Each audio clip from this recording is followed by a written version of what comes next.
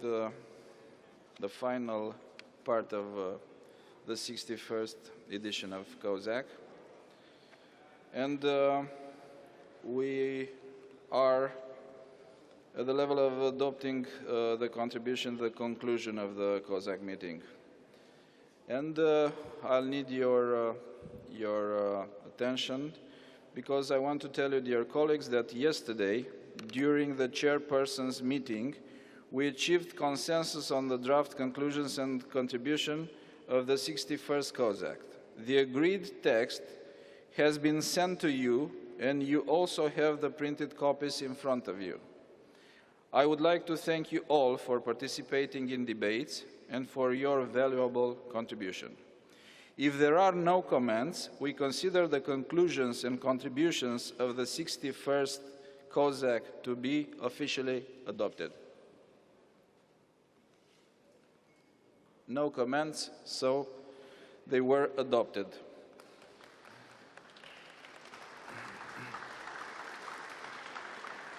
Thank you, everybody, for the wonderful job you did. As I informed you in the beginning of the meeting, in the letters sent to the Presidency, the French Senate addressed the request to bring to your attention topics they consider important. As promised, and as I let you know in Troika, I'll give them the floor and invite them to address our final session. Thank you. Merci, Monsieur le Président. Merci. Thank you very much, Chairman, and I'd like to thank you for the excellent work of this Cosac and of your presidency, and also thank you for giving me the opportunity to express my concerns here on behalf of the Senate and the French Parliament as a whole about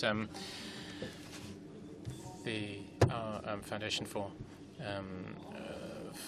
Firemen, who really form one of the anchors of civil society and safety in France and in many other member states. And the European Court of Justice has given an interpretation in its Madsac judgment of February 2018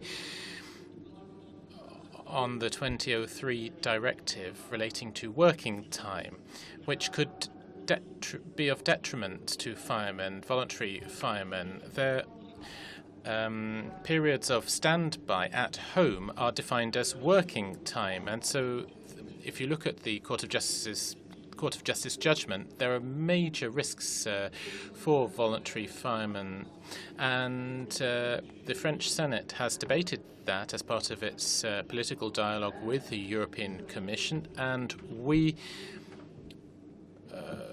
thought there should be a legislative initiative on the subject, but the European Commission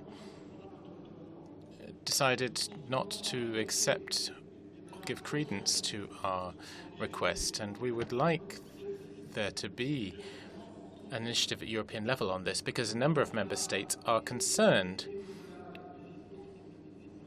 Civil security voluntary initiatives are something which are of benefit to a large number of member states in the European Union, and they play a large part in securing the vitality of our regions and cities and provide a real added value to Europe's citizens, even though at the same time civil protection mechanisms are being reformed across the EU. So I think that a specific directive to guarantee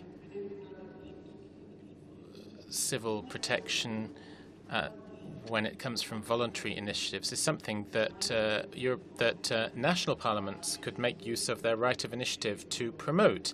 And that's something I would like to highlight because after all, it takes a couple of years for a directive to go through the European system. So thank you very much for allowing me to raise that point. Thank you very much for your interest, and the idea is extremely generous and interesting. Now, with your permission, let me give the floor to Ms. Satu Hashi, head of Finnish delegation, to formulate her final remarks and to inform us about the upcoming meeting of the Cosac chairpersons in Helsinki. Dear Satu, you have the floor. Well, thank you very much, Mr. President. And well, I would like to thank and congratulate Romania for your presidency, for your very excellent work, including your excellent work in preparing and conducting the Cosac meetings. So very warm thanks to you for this. And congratulations also for this unanimous adoption of the final conclusions. It was very well organized and negotiated. Well, I would like to express